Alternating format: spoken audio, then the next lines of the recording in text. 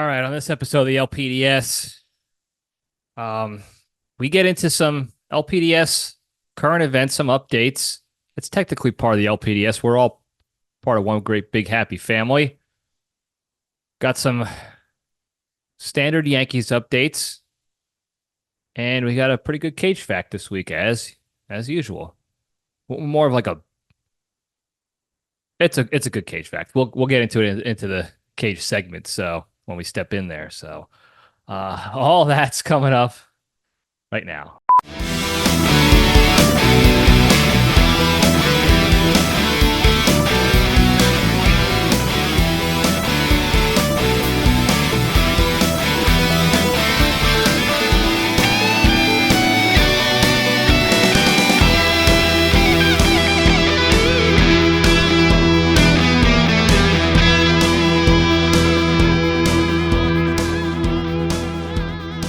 All right, Jabronis, we're back. Welcome back to the Libretti Podcast Diary Show. I'm your host, Libretti. It's a show that talks about nothing but finds the lessons in everything. We have a good time doing it. At least I do. Hope everybody had a good week. If you did, drop it on the hotline, 202-670-1114. I will say this. I am terrible at posting on Facebook and Instagram lately, specifically, for updates on episodes, but specifically to, throw the hotline out there so more people can call in and be reminded of, the existence of the hotline. So that's on me for sure. But I would like to get your hotline calls. I always do. I always enjoy them, whatever they might be. Haven't heard from quote unquote Mickey Mouse in a while. Can't say I'm too mad about that. Hopefully the pedophile behind the voice just got arrested. But anybody else who's willing to call in, feel free, 202-670-1114. Pretty quiet week for me as far as crazy events going on. Really not a lot going on, which is, again, good. I've been head in the weeds with Spearhead stuff, trying to get things together, reaching out to prospects, doing a lot of learning how to deal with rejection, which is stuff I'm used to if you ask anybody. And we'll kind of get into that a little bit in the junction. But I am no stranger to people saying no to me. So we're working through that when it comes to spearhead prospecting, but doing some content updates, always building products to be ready to go when the clients come a calling. There is that sort of like, not catch-22 situation, but sort of, where I want to build a lot of products like official letterheads, get questionnaires ready, prepare intro videos to send to clients when we first start working together. I want to be able to, whenever we're on like a new topic or lesson, if you will, or discussion item, whatever, I want there to be sort of an intro video so that they know what to expect from this month or this effort that we're going into. Instructions on how to get the most out of it, what kind of work they have to put in, things like that, just so that when we're not face-to-face talking or on the Zoom calls talking, they have that information at their fingertips so that they have clear guidance on what we're doing this month or whatever, and how to get the most out of it and what is needed on their end. So I want to prep the environment for doing all that stuff. But on the other end, I have to dedicate time to prospect outreach and finding contacts, I like to find warm leads. Now, a warm lead, for those of you who don't know, and this is new to me as well, so I'm not pretending to be some expert in this, but warm lead is somebody that you get sort of introduced to by either a friend or a peer or somebody you already know in business. That way, it's not necessarily a cold call. You're not blindly calling somebody, seeing who picks up and going at it from there. You're getting introduced and you're connecting with somebody through somebody else. You're networking that way. And that's usually more effective when it comes to getting people to sign on for stuff or buy your product or do whatever it is you need them to do or want them to do. So I've been trying to do that a lot. Hasn't been great, but we're working through it. And then the cold calling and cold emailing and stalking people on LinkedIn and find out about them and all that stuff that I need to do that. And I need to balance my time between the product stuff and the outreach. Because if I do only the product stuff, I have nobody. I did no outreach, and it's just now I got to, it takes, the process takes longer. If I do only outreach and I get clients, I have nothing to provide them. That's not great either, folks. Now, I will admit too, while we're talking about Spearhead, and I'm sure you guys are completely enthralled by this topic, I'm sure. I've for the past long time, close to a year, I have been doing all these same efforts, but sort of in a very misguided, no direction sort of way. Where I was, posting stuff on social media randomly, making videos randomly, reaching out to people randomly. There was no guidance, no direction. I was just kind of throwing darts at the board to see what would stick and what would work. I have a much better path now. That's just from learning and growing and getting mentorship appropriately from the right people. So it seems like I've been doing a lot of this crap with no results for a long time, and I get that, and I feel that a lot. I look myself in the mirror and kind of feel like that a lot, but I also feel confident in myself now that we're on a good path. We just got to stick with the process, and the results will come. And it's sort of like the LPDS here. We just put out episodes, put out the good stuff each and every week. That's the process. And the results are I have a good time. I follow my hobby. I enjoy myself. I learn new things. And hopefully you guys get entertained as well. So it's all about the process. Anyway, I'm done talking about Spearhead. If you want to talk about Spearhead and leadership and stuff like that, the podcast is going to happen. I am preparing that a little bit differently than I do the LPDS. Okay, the LPDS, I let the week sort of bring out, I don't want to say dictate, but bring out the topics we're going to discuss for the most part. And a lot of times it's like observational stuff I see or experience that week or hot ticket items that happen in the world.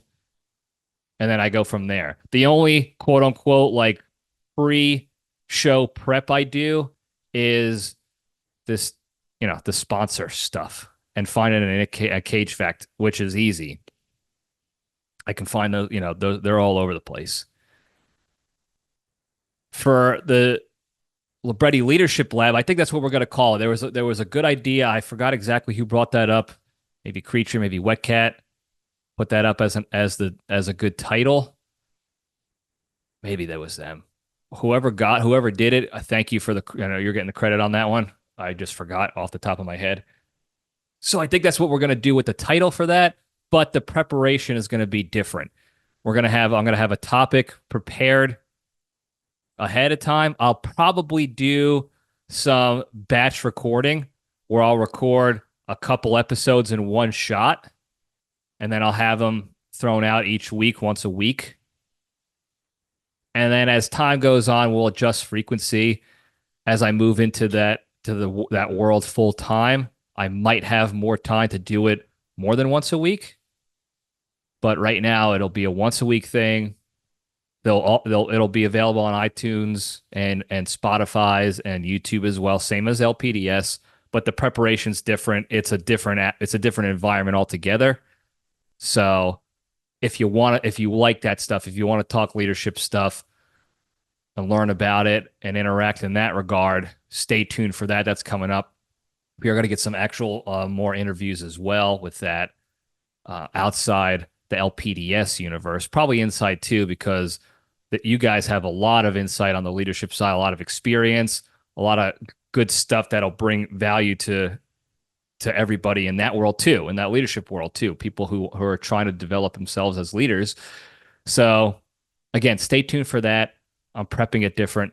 It's taking a little longer. I'm not mad about it. It's going to be done very well. So Anyway, what else we got going on in the LPDS universe here? Um, I quick tomato pepper update. I don't remember if I discussed this at all recently, but we got peppers are growing. They're not pickable yet. They're not harvestable. I don't know if that's the word to use, but they're growing. Every pepper tree, pepper plant tree, dope, has peppers on them. They're not ripe for the picking just yet, but they're looking strong. And there's buds all over the plants for more peppers. These things are going to be loaded. I'm very excited about that. So stay tuned for that. The tomatoes have flowers and buds all over the place as well, but no tomatoes yet. And the little bit of a conundrum I'm dealing with coming up is in a few weeks, I'm going to be out of town for probably 3-ish weeks. So I need to find someone to water them for me and maybe harvest. I don't know what's going to happen with that. Hopefully it works out where they don't have to do that extra work. But if they do, obviously they're certainly free to take a couple of tomatoes and peppers for themselves for their efforts. And of course, I'm going to pay, you're not going to get paid in tomatoes in a high five. That sounds good for some people, maybe not the wet cat. He's a no tomato guy, but I'm still on the hunt for that person to help me out with that. Yeah, now I remember distinctly talking about this in a previous episode. So that's what we do here. We repeat the same nonsense that we do in the weeks prior. Like I said, I told you, I put this out and I forget what I say. And I have to go back and rehash to make sure I share the same feelings as I did the week prior. But most of the time I forget that stuff. So that's the LPDS. All right, moving on over. Yankees. Not a lot of updates for the Yankees, guys. Just like the last week, they are who we thought they were. It's the same situation as before. They win some, they lose some. They're still losing a little bit more than they're winning. The Orioles are really crap in the bed for the baseball fans out there. The Orioles have no business being in this tighter race with the Yankees right now for first place in the AL East. They should be at 10 plus games ahead of everybody else. And they're taking a dumpy on the field. And maybe they're not as good as we thought they were. I don't know. But they had a golden opportunity to run away with this division. And it's neck and neck between them and the Yankees. And the Red Sox are still on their heels. The Red Sox are less on their heels, but more on the wild card spot for sure. So they're dangerous. And the Yanks are the Yanks. They haven't moved Aaron Judge from the 3-hole yet. I don't know why. He keeps getting walked and pitched around constantly. Make him lead off. Flip him with Soho, Louis Soho, Yankee great from years ago. He wasn't a substitute, but he was a role player, if you will, not a star, but a role player. And he was good. I liked him. But switch him with Soto. Give Soto a couple at bats. Give him the break. Let him draw walks again on base. He's already drawn walks and stuff in the 2 spot or wherever he's at. Put him in the 3-hole. Put him behind Judge. Make him pitch to Judge a little bit. Figure it out, Yanks. Stanton's back. That's okay. I just want to see how hard he can hit the ball. I know he's going to be between a 230 and 250 hitter, batting average wise. And I just want to see if he can.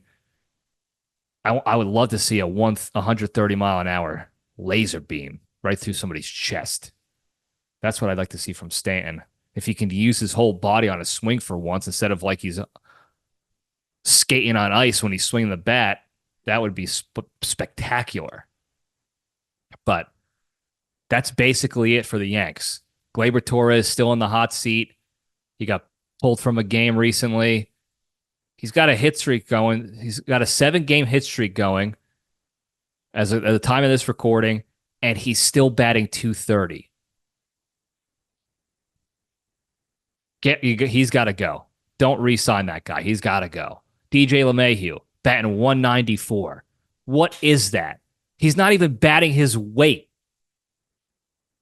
He's barely batting my weight, and I'm a little guy. That's crazy. He went from being the best hitter in the league to the worst hitter in the league almost overnight. And it seems like overnight because he's been riddled with the same broken foot injury for like 2 or 3 seasons now. So he hasn't had a full season. So when he came back, he went from the best hitter basically to the worst hitter in that time. I don't know what is going on with him. And the pitching is blah. That's it. It's not playoff pitching. Clay Holmes just blows saves. That's what he does. He just blows saves. He gave up another one. The Yankees won the game. That's the ideal situation now, by the way. For a good time watching a Yankees game, you want them in the lead in the 9th inning. You want Clay Holmes to blow it. Tie game, not a loss. Just blow the save. Don't get the loss. Blow the save. Yanks come back in the 10th or the 11th or whatever and take the game then and win the game. So now you get the best of both worlds. You get to see Clay Holmes do Clay Holmes, and you don't have to worry about it because the Yanks are going to win, and that's what you want. Or the Yankees have to be ahead by 4 or more runs so that he doesn't pitch. Because that's what he is. He's a nightmare. And he did it again recently, I think against the Angels. I don't remember exactly who it was against. I think it was the Angels. The pitcher before left runners on. He gave up a fly ball. The guy tagged up, and the Yanks they tied the game. The Yanks won in the extra innings, but he can't get anybody. Like, he can't strike people out. They brought him in to prevent that exact thing from happening. Close the game out. Strike the dude out, and then get out of there. Can't do it. Poor guy can't do it. Can't figure it out. So that's Yankees baseball. I imagine that's going to be the same all the way up until the end of the regular season. I imagine they're going to make the playoffs, but they're not going to be competitive. And if they take a turn for the worse, they might not make the playoffs. Who knows? So that's what we got going on in the professional baseball world. We'll talk about other baseball in the junction for a bit there. But baseball-wise, MLB, that's that. What else we got going on? Olympics is still going on. A little marble in my mouth action. Still haven't really watched it. I've seen clips. I did see the female Australian breakdancer. Don't know why breakdancing is. I mean, this is another reason why I don't like the Olympics anymore. It's not to get the name of breakdancing out there to the world. It's not. I promise you. Okay? It's some sort of, agenda-driven move to give out these participation trophies to people dancing in jumpsuits. It's not a sport. It's dancing. It's great. Some of these people are really good. It's not a sport. It's dancing. I mean, what are we doing? It's just some move. I don't know the exact agenda. It's a money-making thing, I'm sure. But this Australian lady went viral for all the wrong reasons. Poor thing. She's got a college degree in breakdancing, which is crazy to me. Okay? You want, reason number 1529 why I think college is a scam these days? That's why. She's got a degree in breakdancing. Let me tell you something. She's not making money unless she's a professor back at the university teaching, and she's just getting a professor's salary. You're not making a lot of money breakdancing in Australia. But she got her 15 minutes of fame or 15 seconds of fame. Looked like she was having a seizure out there. Napoleon Dynamite had a better dance routine than her. I can't, and I still don't know to this day, and maybe we'll never know, if she did that on purpose or if she actually thought that was a good breakdancing routine, and that's what she studied at school, at university, whatever they call it in Australia. I know in England, I think they call it university. I'm just guessing. I haven't been to England in a long time. So I don't know if she was just trolling everybody and just threw the match just to have a good time because it gets her more publicity than actually having a good routine. I don't know anybody else who did breakdancing at the Olympics except for her. So that's a win in my book. If I was her, I consider that a win. I don't think she medaled. I I can't imagine she got a medal. If she did, even more power to her. And shame on the other breakdancers for being that much worse. They must have been so bad. If she won a medal, they must have been so bad that even the media and the internet was like, don't show this. This is tough. So I don't know. But that's been the Olympics. The guy with the giant hog, where's he from? Not Turkey, maybe Turkey. I don't know where he's from. France? The pole vaulter who was going for gold over the pole and his piece clips the pole and drops the pole and knocks the pole down, and he didn't get the gold medal. And it came over like it looked like a trucker's arm when he's resting it outside of his window. That's what, if you're looking at YouTube, like I'm going to try to do it on my mic stand here. He went up and over this way, so from front of the mic to back of the mic, and on his way down behind the pole, his hog, which is shown here by my forearm and fist, which is basically the size of that thing, rests on the pole, and the girth and weight of it knocked the whole pole down. That guy was packing heat. And it ended up being his downfall. Imagine that. That's like the priests we had in high school with giant hogs. Just a complete waste. That thing's not doing anything good for that guy. Maybe it is now because the whole world saw how big that thing was. It looked like the pole he was using. So maybe now he's gonna start benefiting from it. But he missed out on gold because of that. I don't even know what medal he got. I don't know if he got silver or what, but good for him. Good for him. That's all I got on Olympics. I didn't watch anything else. I don't know what else is going on in the Olympics besides Snoop Dogg and Flavor Flav being there. Do they have soccer at the Olympics anymore? I don't remember. I don't care anymore. I don't like Team USA, the men's team. I think they're so overrated. They stink.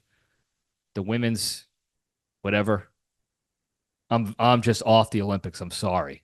I'm off of them. And it's not because of the athletes. Maybe some of them, the break dancers and stuff.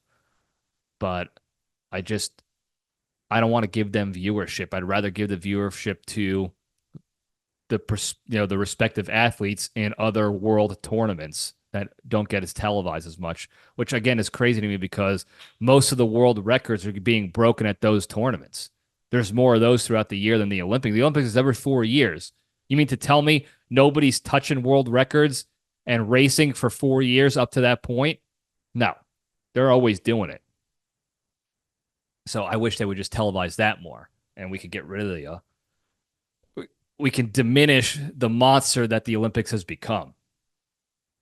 But anyway, that's it. I'm done with that. I got no politics news. There's nothing good going on. You've seen it on TV. It's a circus act. So, and there's nothing funny either. The grinder stuff at the national convention, that was funny to me. So I talked about it. And the other stuff was not funny, and I made the mistake of talking about it anyway, and it's just not good. I'm gonna try my best to not do that anymore. If it's not funny, we're not talking about it. We'll talk about the results of the election because that's a newsworthy event, obviously. And if there's anything big, like another, an assassination attempt, we'll talk about that.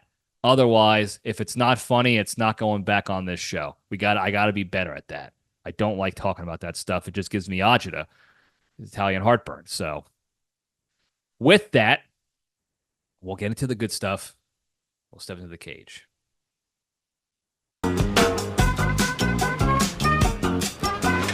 Okay, let's run. All right. Today's Into the Cage segment is proudly sponsored by Crumble's all-new chunky tomato soup.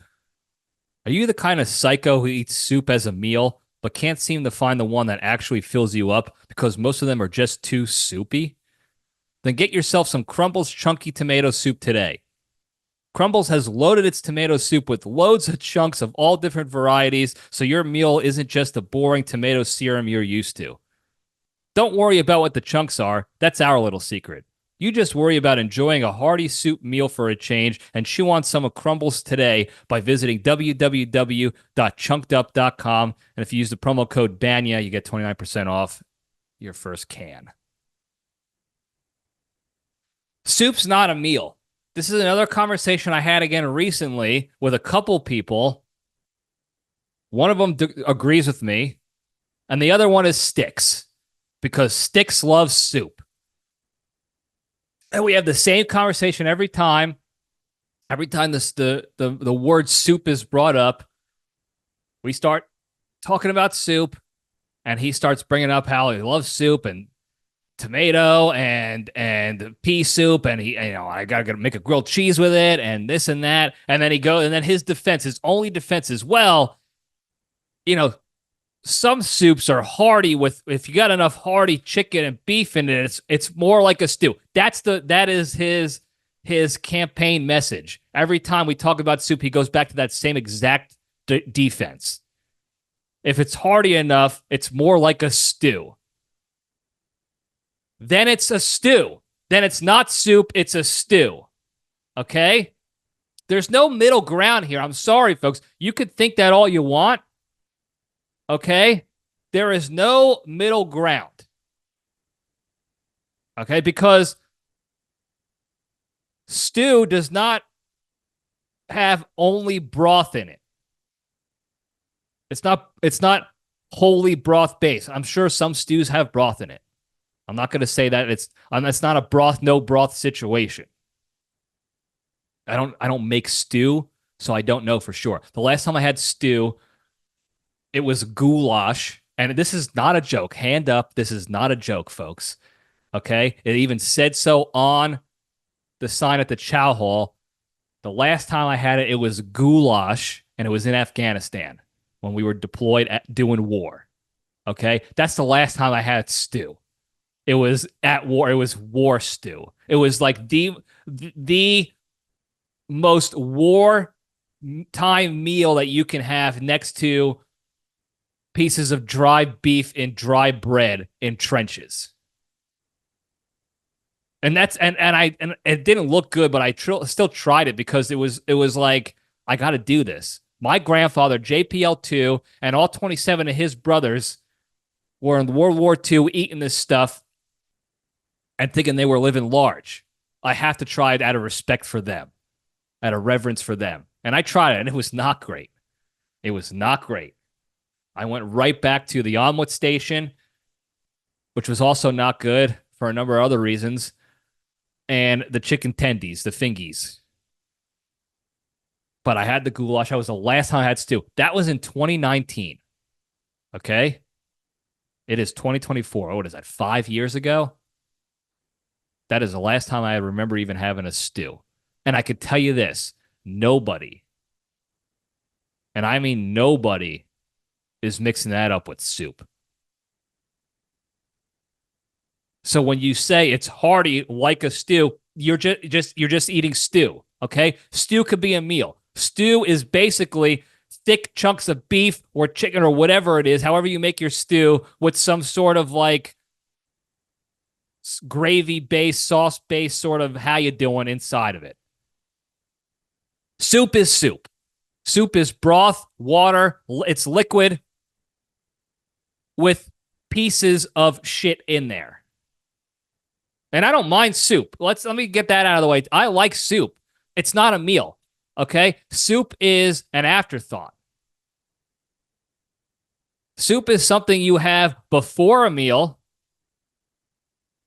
soup and salad, or when you're ordering Chinese takeout, Chinese American takeout. I don't want to get, canceled. When you're ordering Chinese American takeout, it'll come with a soup sometime, and it's always the afterthought. You get your bag of food, and you're like, oh, soup, yeah, I forgot. I get soup with this. With this. Whatever this is the entree. That's the meal. Soup is not the meal. If you're just eating soup, you're probably sick and you can only take down a little bit of soup, or older, or malnourishing yourself. But if you just eat soup for a meal as a younger adult, healthy adult, that's a red flag. Okay? That is what we call in the intelligence community an indicator. Indications and warnings. That's an indicator of something is amiss. Okay? Now, I'm sure I'm going to get heat from that from some people. Probably Sticks. Good thing he doesn't listen to this show. But there's going to be some people, I'm sure, that disagree. That's fine. I love disagreement. Tell me why it's a meal.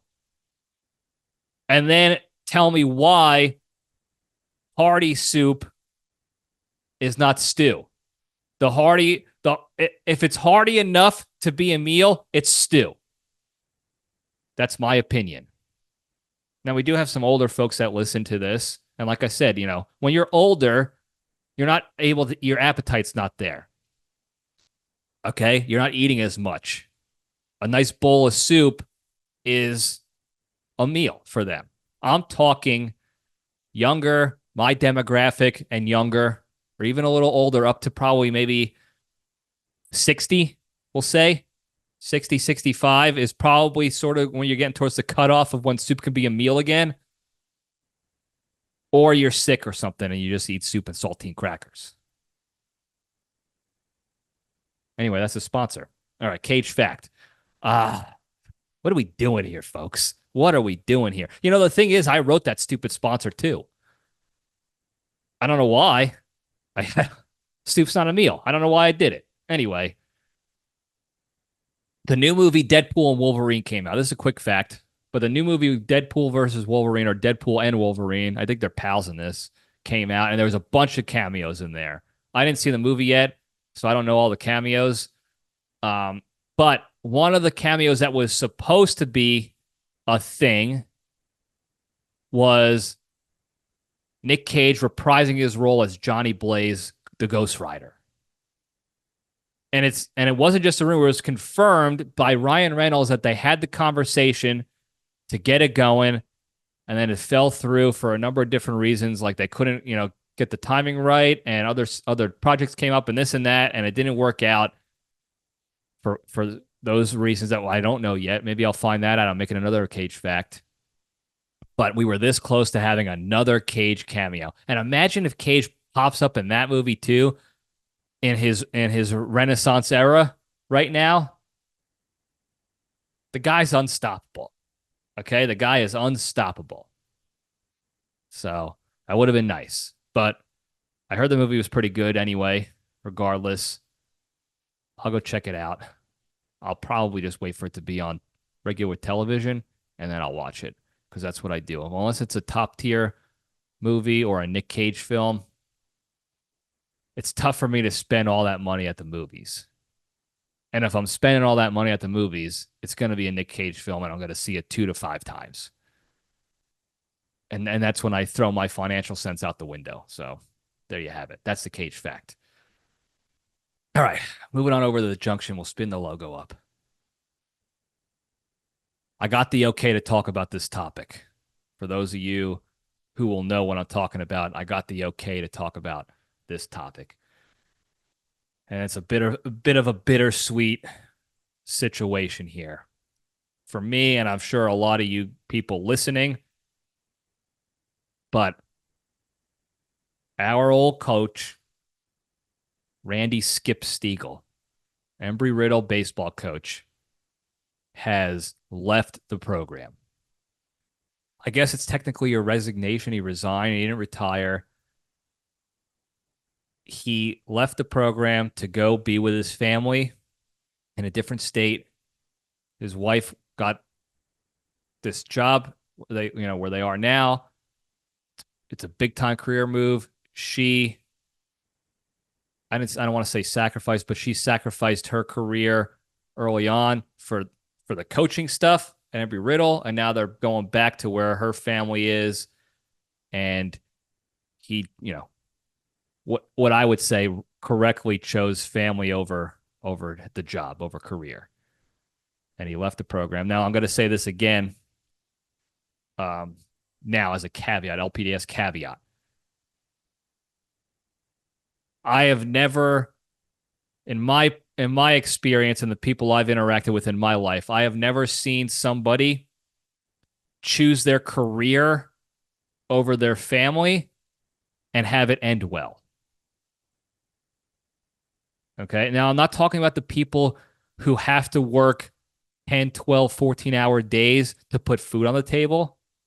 I'm not talking, that's a different situation, in my opinion. I'm talking about people who have the choice of focusing on their career and advancing their career and having their family play second fiddle, or not advancing their career and focusing on their family first. And all those people that I know, that I've experienced and I've seen choose their career thinking they're even if they had the idea, I'm going to make it work, I'm going to find the balance and make it work, it's never worked out. There's either been divorce, issues with the kids, just a terribly unhappy home environment. It's never been successful. So, in my opinion, Skip made the right choice. But it's absolutely an end of an era. And it hit home a lot for me. He called me up to tell me before, before I was allowed to talk about it, before we were allowed to talk about it. But he gave me the news, and I was in the gym, and he told me, and I'm working out, and it was a quick conversation. I didn't have a lot of emotion talking to him. I was kind of being a little quiet and monotone because I was in the gym. I didn't want to be too rude, but I know when he calls, it's important. We usually text or email, but mostly text, and we talk regularly, and it's almost always text. He's called me twice in the last, let's see, 17 years. Twice. I met him in 2007. That's when he started. I'll talk about that story in a sec here. And I can remember him calling me twice. Every other time it's been text message or email. And the first time, he was on a road trip going to see his family, driving by himself. And we were talking about just life stuff. And it's none of your business what we were talking about other than that. But it was an important it was an important conversation. It wasn't an emergency conversation, but it was an important, man-to-man conversation. And then he called again. So that's why I answered at the gym. Usually I wouldn't answer. I would send a text and be like, I'm working out. Let me call you back. But I knew this guy doesn't call me. Our relationship is not based on calls. It's in person or text. And that's when he told me the situation, what was going on. And I'm in the middle of, I think it was like dumbbell bench press. And I start getting choked up thinking about, the relationship that I had with him and my life as it is now, as it stands now, because of him. And it got me worked up. And I was fighting to get through that workout. I was trying to use it, channel those emotions to the workout so I could get something out of it. But it was tough, and it wasn't because I was mad that he was leaving. It's just the end of an era. It was just an end of an era. He coached there for 17 years with his brother and Dave Thurneau, and a lot of you guys know who I'm talking about. And if you don't know them personally, you heard me talking about them on this show regularly. And it was just bittersweet because, again, I was happy for him, but it was sad to hear that it was over. That era is over. And that hit me hard for a number of reasons. I met, like I said, I met him in 2007. Now, just to give you a little insight into my life situation, I went to college in '05, fall of '05. I tried out for the baseball team 2 years in a row. So fall of '05 and fall of '06, I got cut twice. And this was the previous coaches. It was probably a blessing in disguise, but obviously I was mad. And and it was a point in my life where I had nothing to look forward to. I hated my classes. I had few friends. I was in the aviation fraternity. I had a couple friends there, but that certainly didn't help my grades. So I hated school. I was aerospace engineering. I got down to a 1.8 GPA. Okay. I had an ROTC scholarship that didn't kick in until my sophomore year.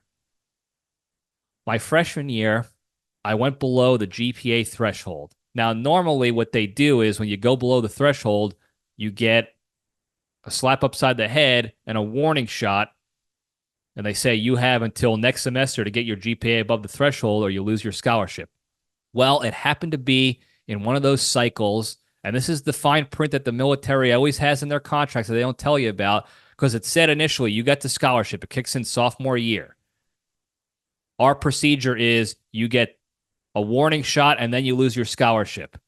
But then the fine print says we can change our procedure whenever we want because we're the military. So whatever. I got a call that summer after my first year of college, summer '06. Hey, you went below the threshold, but the Air Force is trying to get rid of people right now. So they don't have any incentive to follow, prior procedures because they want people out. They don't want people, eager to stay in or have motivation to stay in. So we're taking your scholarship. So I never saw a dime of that. It was only going to be a couple thousand a year anyway. So I lost that and I was spiraling down. The second year, didn't make the team again. Spiraling. I eventually changed majors after my second year of doing abysmal in college. I never failed any classes, but I was getting basically straight D's except for ROTC class. And then summer of '07 hits right before we go back to school is when when geeky Boy Scout nerdy Libretti would send out his annual email to the baseball coach to find out when tryouts were going to be and to let him know that I was going to make the team this year. I did it the 2 years prior to the other coaches. So I go on the website to find the contact information again, and I look and I see on the page Randy Stiegel, Chuck Stiegel, and Dave Thurneau have taken over the program. The other coaches are gone. And I don't know if they got fired or they just left. I think it was probably a little bit of both. It was probably one of those, hey, we're thinking about leaving, and the school is like good. Because they were successful coaches as far as winning games and making it to championships and stuff. But the environment and the culture was shot.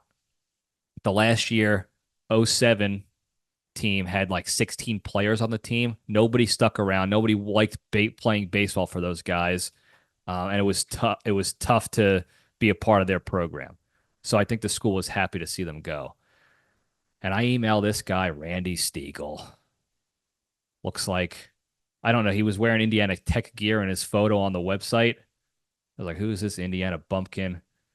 Read up a little bit about him. I did my intel gathering, of course, because I always did that even before I was an intel officer, to find out a little about him, what his deal is. And I emailed him the spiel. I don't know. Maybe he still has the email. I don't know. And I let him know, hey, I'm coming. I want to know when tryouts are. This is what I did in high school. This is the last time I played because I kept getting cut in college. So I haven't played in it a little bit, but I was pretty good in high school. I was captain of a team. I didn't play much. We won state championships. The guys on the team were good. So What do you, let me know if I could try out. And he says like, come to my office or whatever. So I go up to his office and he tells me probably the best thing I've heard maybe ever. I'm trying to, and this is a little exaggeration, but he said basically he was saying how they were struggling to, it's a new coaching staff. None of the other, very few of the previous players from last year's team stuck around because they thought they were going to be stuck with the other coaches again. So they had to recruit almost a whole new team with the exception of 10 or 12 guys that thank God they stuck around.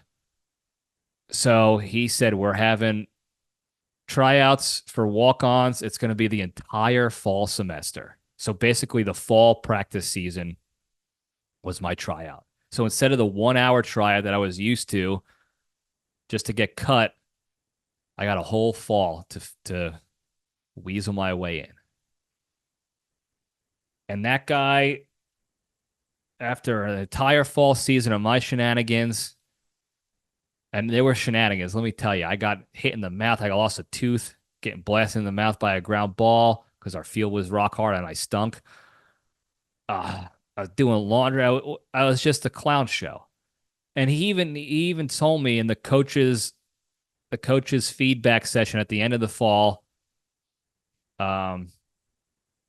he's like, yeah, we'll keep you, but you're not going to play. And that's all I needed to hear. And that guy took a chance on me.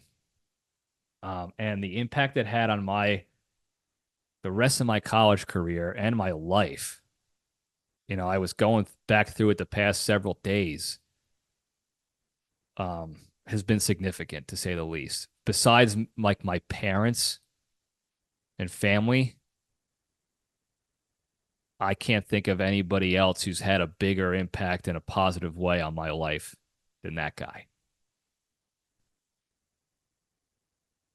Every single one of the LPDS guests, with the exception of Family Show Terrence, my friend Kerry, who came on years ago, and Sticks. Everybody else is a direct result of that guy giving me a chance in the fall of 2007 and keeping me on the team. All my best friends that I still talk to basically every day. My turnaround in college. I ended with a 2.7 GPA from a 1.8, something like that. Maybe it was a little less. I don't know. But he gave me a chance. The athletics department had study hall each week, and they had tutors there to help. So when I changed majors, plus the study hall and having the opportunity to go to a study hall instead of being on my own devices with no motivation or discipline at the time, everything changed. I actually wanted to be around there until I got the tuition bill, of course. But I would have been probably a college dropout. Not that I care about that much now, but at the time, a college dropout was an utter failure in life. Like, what was I going to do with myself? I kept thinking. And because that dumb son of a bitch decided to keep me around, I have 3 World Series rings, NAIA, but 3 World Series rings, a college degree, and my closest friends, with the exception of a couple that I already, I was already friends with or friends from the Air Force, every single one of them. I'm living in this location because one of the reasons why is because I had a friend who lives here, the Creature. And the Creature was on our baseball team. He got picked up my second year on the team. So my 4th year in college, I stayed 5 years. That's a different story. Stayed 5 years. So my second year on the team, second to three, he came around. Bonji, Wet Cat, Bone Crusher. Who else was on this show? I'm trying to think. Everybody in my circle of my brotherhood, basically, has been from that guy. And he coached a winning program for 17 years. And they fought through the COVID fiasco in 2020 and 21 after the school president canceled the season on him again for no good reason anyway. And then just this last year, he took them to a super regional in Division Two, and they almost beat the number one seed. The Tampa was the number one seed. They ended up winning the national tournament again, the NCAA World Series again, I think, pretty easily. And he almost took that team of guys and took them out. So it was 17 years of success and creating young men, turning a bunch of jabronis into young men. Now, all the coaches, the three of them did that together or whatever. It wasn't just Skip. And there's obviously also a couple outliers, as there always are. But 17 years with the program. And that was not an easy decision to make. I know that. Okay. It wasn't easy for me to leave the military, and I had 12 years at the time. And I didn't have the same connection that he did with the team he was leading and running. It wasn't the same team. It wasn't the same program. Every 3 years I was bouncing to a different state, different unit, different this, different that. So the connection wasn't, nearly there. And I still had a tough time making that decision. I also wasn't choosing between myself and family. I was choosing between myself and myself and just different paths I wanted to take in my life. So it was an easier decision for me. And I still had a tough time. So I can't imagine what he must have been feeling however long he had to think about this decision. But he made the right one. It was a tough one. But he made the right one. And I wanted to talk about that impact that he had on my existence since 2007. Everything. There would be no LPDS. I don't know what I would be doing with my life. I don't know, because there was a higher than likely chance I was not finishing college at Embry-Riddle at that school. There was probably going to be a good chance I just left there and either, went back home somewhere with my tail between my legs, or just got a job and just started working, doing something. I didn't know what to do. All I did know was that I wasn't going to make it through. And it was scary. And I can't tell you how excited I was when I got out of that office in 2007, August. And he said, full fall semester is a tryout. We got to see what we're working with. I think I called my parents right in the hallway there. I'll never forget it. I can picture it in my head, leaving the office, second floor, when he told me. And I was giggling like a schoolgirl bitch. I was so happy. And I wish I knew then what I know now about how it was going to change my life. Because I would have been even, more ecstatic about it. I wish I could go back and tell myself, and back then, an idiot, I had hair then too. It wasn't until 2008 I started shaving my head. I wish I could go back and tell that kid, this is the turning point. It's not like of the movies where you have that aha moment that eureka moment and things start to turn around, and you acknowledge it, you know it's there, like, oh my God, I can't believe what an opportunity. I can't believe I got this. It's not like that in real life. You don't know until you're past it when you realize that was the moment.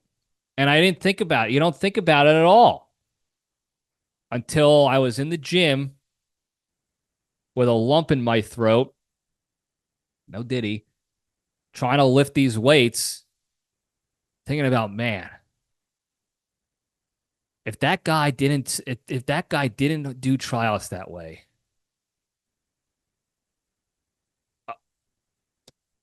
what happens? What happens to me? What happens to Libretti? There's no Sarge. A lot of you know me as Sarge. Some of you, including Skip, thought my real first name was Sarge. He put it on paperwork one time. I had to make him redo the paperwork because I couldn't sign it. It wasn't my real name. There's no Sarge without that. Because that fall, during tryouts, I was still in ROTC. Obviously, I did ROTC all through college. And I would show up to practice. I would show up to the fall dinners that we had, the sports dinners and all this other stuff from ROTC, basically in uniform all the time. And guys were making fun of me for it. I think it was the Bone Crusher who coined it. I'm pretty sure. I don't want to say think because he was the one. He wasn't the first person to say it to my face. He said something like, this guy looks like, Sergeant Slaughter or whatever, always coming up in uniform. And then this one emo dude on the team, he didn't make it through the fall. He was good. He just left. He said he was homesick or some crap like that. And he transferred back to Washington State. I forgot his name. I just remember he had the emo haircut. So when he took his hat off, his flow would cover his eye like a sad emo dog. And one day I was getting a bucket of balls out of the shed to get ready for practice. And he just goes, "Hey, what's up, Sarge?" And I was taken aback, but I also knew I know these guys are talking shit about me behind my back and saying that to my face. But I'm just going to acknowledge, I'm just going to be like, "Hey, what's up, man?" Damn, I forgot that dude's name. Not Kevin. Dan. That was his name. I was like, "What's up, Dan?" Because I think he wanted me to say, like, "Who's Sarge?" so he can laugh at me. I wasn't going to give him that satisfaction. If somebody's going to make fun of me, it's going to be my brothers. And then from there, I found out that it was the Crusher, Bud the Bone Crusher, who was calling me Sergeant. And that was that. And again, 3 years later, I'm signing paperwork and I had to get it back because the guy, the coach thought my name was Sarge. He forgot. He put Sarge Libretti on there. There's no Sarge without that. I don't meet the Bone. I don't meet Bud Maloney without that chance. I don't actually become friends with Bonji without that chance. Now, you all know that story. Some of you know that story. That clown was in my ROTC class first day of school in fall of 05, and we were doing introductions. And I was saying, "Hey, I'm John. I'm from Jersey. I played baseball, so I'm going to try out for the team here." And that was like the intro. And then his intro was like, "Hey, I'm on the team, so anytime my man John over there wants to have a catch, you let me know." The guy never showed up to an ROTC class again after that. I think we had him like once or twice a week at the time, my freshman year. That was it. That was the last I saw him. And except when I went to baseball games as a fan and I saw him out there. And I was like, this motherfucker, sorry, T, family show, said he was going to be my friend. He told me. And he wouldn't be there. He wouldn't be my brother without Skip giving me that chance. The Weasel, probably the top 2 enemy of the LPDS. Don't meet him without that chance. He was on the team the years prior, and I sent him a Facebook message too. After I after the first day of the fall season, the fall practice season in '07. Basically like, hey, I have no friends, dude. You're a little guy. I can relate. I mean, that boy was that a mistake, but don't know the weasel without him. He's probably, I guess I said, LPDS enemy number 2 because of the episode we did with him when he was sucking on that hard candy the whole time. People remember that weasel. There's no Davids. There's no dangerous Davids. The LPDS public enemy number 1 without Skip giving me that chance. There's no Oswald Cobblepot. There's none of that. No dangerous D. There's no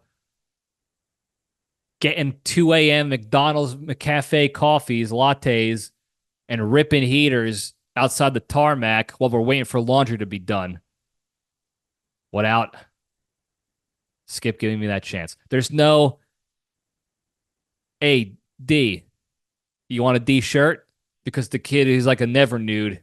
He always wore a shirt in the pools, in the showers, wherever. You never want to take a shirt off. And we used to D-shirt when we were doing laundry because we had to scrub uniforms. So all the OxyClean soap water was splashing on us. So we would D-shirt. So we won't have to worry about it. So we could scrub uniforms, not D. There's none of that. There's no cheese time. There's no cheese without Skip giving me that chance. And I know some of you remember that story with the creature. The coaches are talking to a recruit in the clubhouse, and Skip let me hang around because I was doing laundry. We needed the laundry done. And he's like, just keep it quiet. We're going to talk to this kid and his parents in the clubhouse.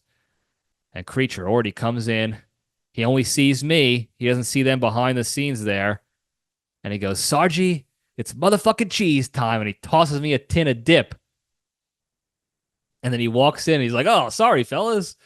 Yeah, I know. I mean, I'm sure he didn't say that. But that's a catchphrase that we associate with the creature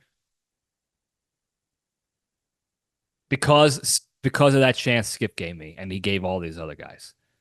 So there's no cheese. There's no hiya, fellas, without that. There's no creature. There's none of that. There is none of that. Everything from that August day in 2007 on to right now is because that dumb bastard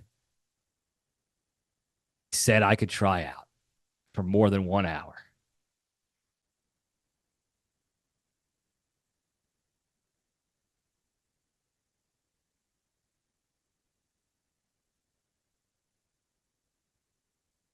So there you have it. Bittersweet end to an era, to the Eagles era. I hope the replacement coaching situation is done right, and they keep the ship moving in the right direction. That's a different story that we're not going to get into now. But thank you to Skip for all that, for everything. I honestly can't think of a more impactful person in my life than that guy. Literally. Besides my parents, that goes without saying. Should anyway. They didn't even do that style tryout after that. That was the only time he ran a semester-long tryout. After that, it was maybe a one-day thing or a couple days for depending on the situation. That was it. So to be in a position where he had a new coach, at first I was mad because I was like, oh, I already built a reputation and built a rapport with the other coaches. Now I got to try to figure out these new guys. They're not going to give me a shot. At least with those other guys, third time's a charm. Like, they see me enough. They're like, okay, Rudy, you can be on the team now.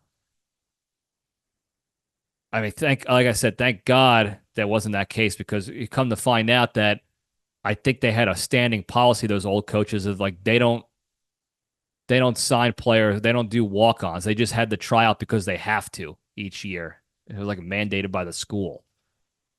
They're not picking walk-ons. So I was never going to make the team if they stuck around. And I came at the right that happened the right year. Because if that third year was with the old coaches and I get cut again, that's 3 years in a row of no baseball, no happiness. I was misguided, misdirected. I had nothing going for me. I lost my scholarship. I had nothing to look forward to. That third year would have probably been my final year because I couldn't keep hemorrhaging money on a tuition to get D's and not make it through. And they came in and then they did the only time they ever did a month-long tryout in my memory. Maybe they've done it recently. I don't think so though. I don't know. And it's crazy to think about that aha moment. That changed my life forever. And it's sad to think about, you know, players and people who will go to that school now who won't get their Skip Stiegel aha moment, their game-changing moment, like I did and so many before us for the last 17 years.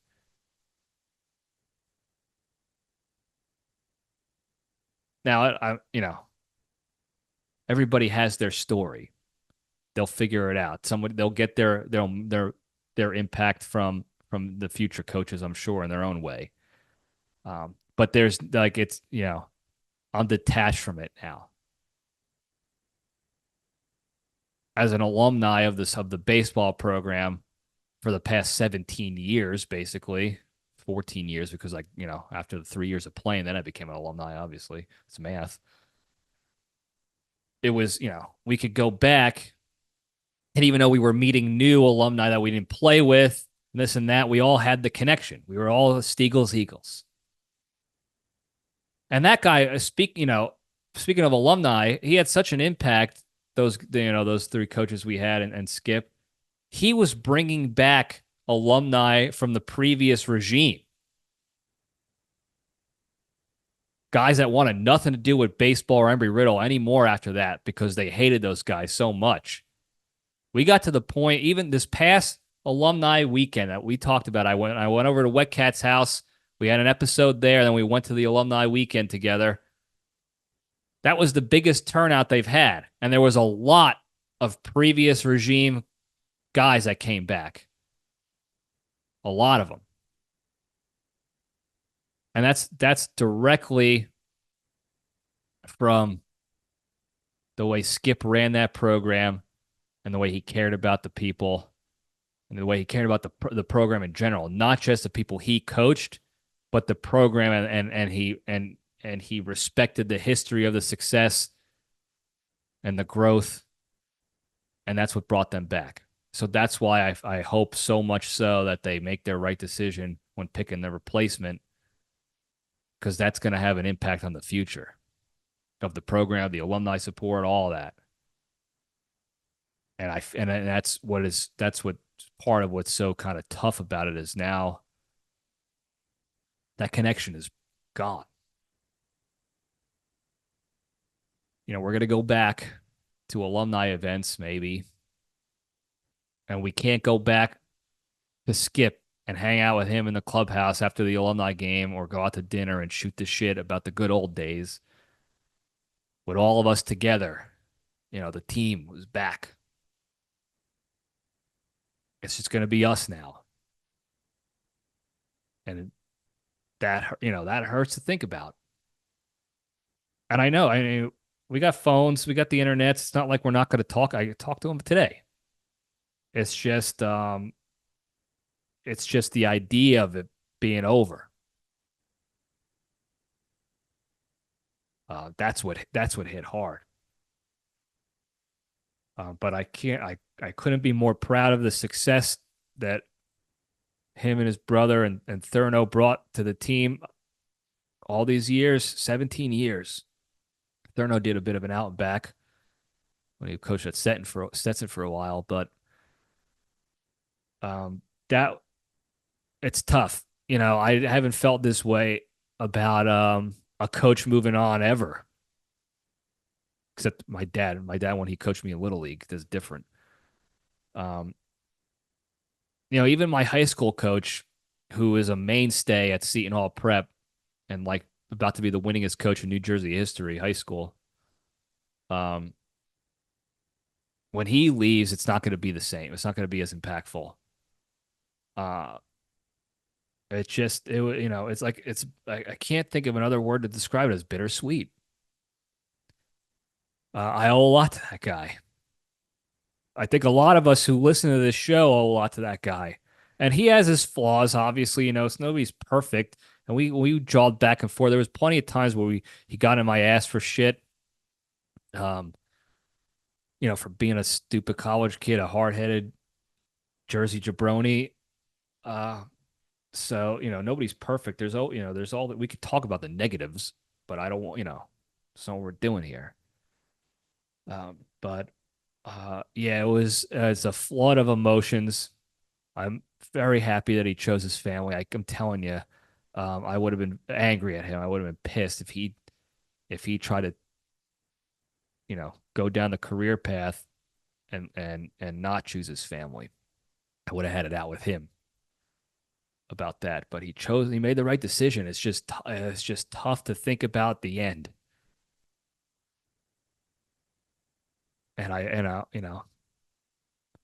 There's nothing I can say or do to thank him enough. There's nothing I can do to show him how thankful I am, and I think I could speak for a lot of us are, um, for everything.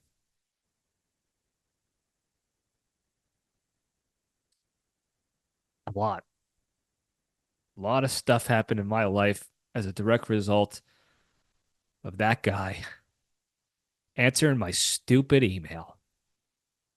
My stupid email talking about nonsense, how good I was as a pinch hitter in high school.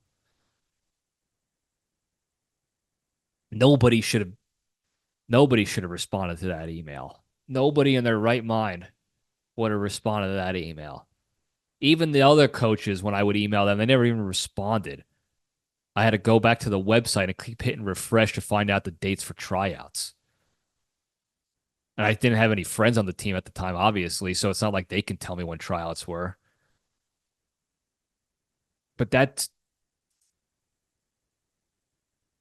guy answered the email and he said, "Come to my office." And I called my father right after. I'll never forget it. I remember this where the sun was hitting through the windows of the ICI center on the second floor. They moved offices a couple times since then. They got the new facility now, but I'll never forget it. I walked down the stairs. There was an elevator. I took the stairs because I was so happy. I couldn't wait to get out and get ready because it was a couple days away. You start early. When college sports and all sports, you start before school started. And I got there early specifically to make sure I was there when the tryouts were happening because it was before classes usually started.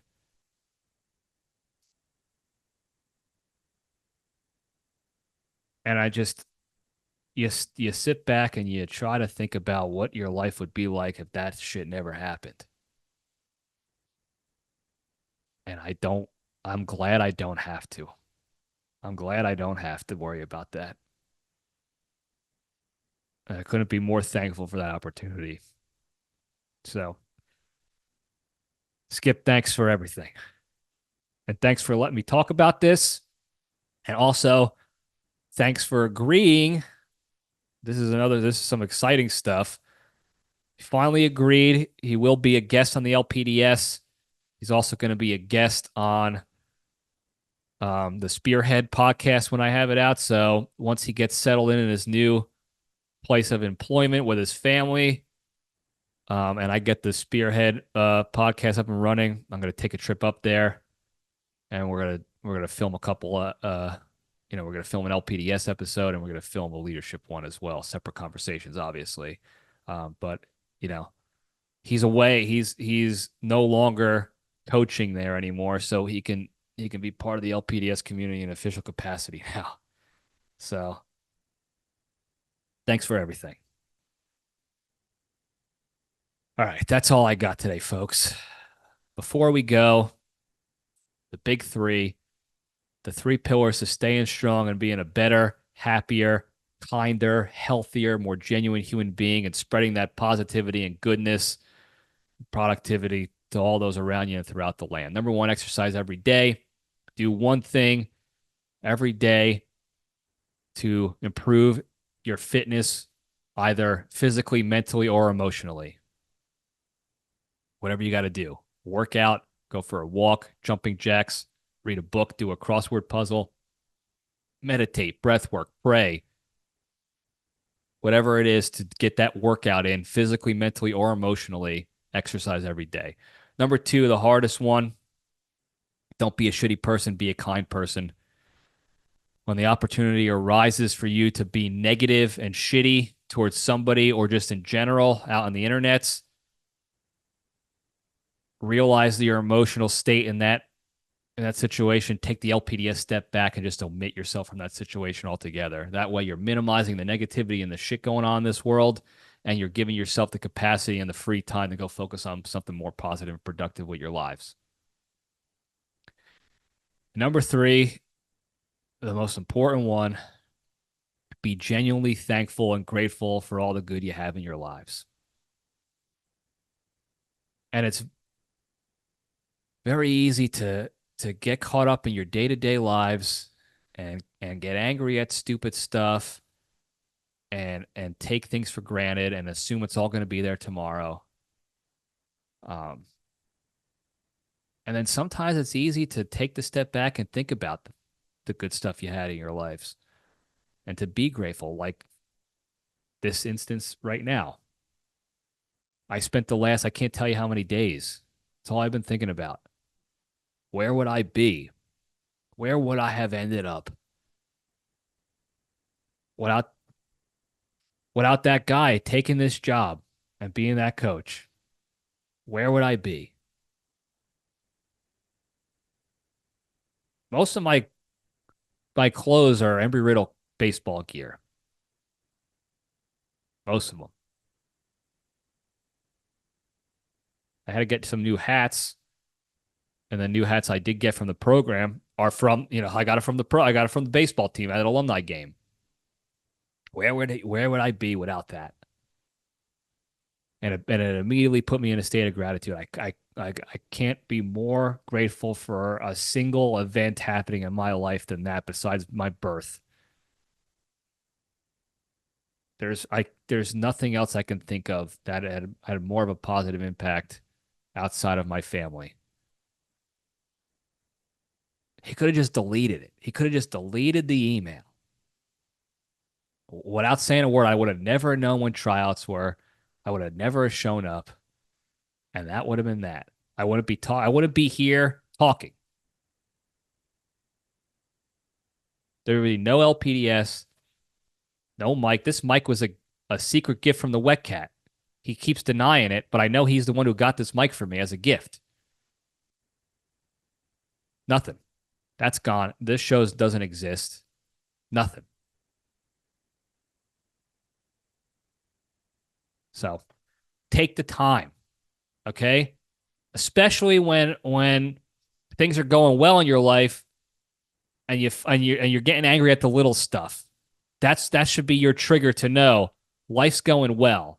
If I'm getting angry at the little stupid crap, take the LPDS step back again and be thankful for that, because now you don't have to be angry about serious crap. Okay? And if you do all those three things, you'll be a better, happier,